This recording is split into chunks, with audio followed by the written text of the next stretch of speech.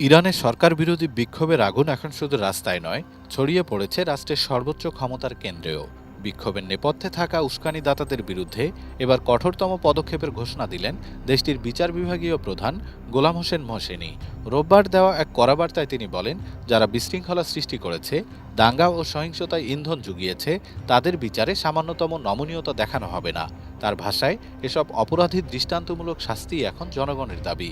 উচ্চ মূল্যস্ফীতি ও জীবনযাত্রার ব্যয় বৃদ্ধির প্রতিবাদ থেকে শুরু হওয়া এই বিক্ষোভ দ্রুতই ইসলামী প্রজাতন্ত্রের ধর্মীয় নেতৃত্বের বিরুদ্ধে এক বড় আন্দোলনের রূপ নেয়।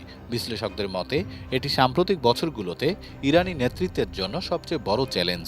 সরকারি সংবাদ সংস্থা মিজান অনলাইনের তথ্য মতে, বিচার বিভাগ তদন্ত কর্মকর্তাদের নির্দেশ দিয়েছে প্রতিটি ঘটনার দ্রুত ও কঠোর তদন্ত নিশ্চিত করতে।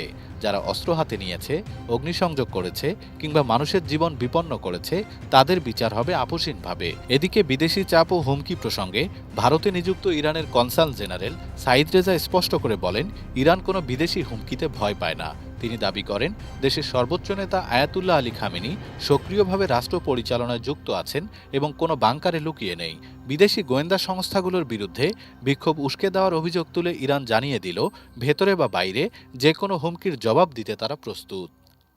ডেস্ক রিপোর্ট, বাংলাদেশ সময়।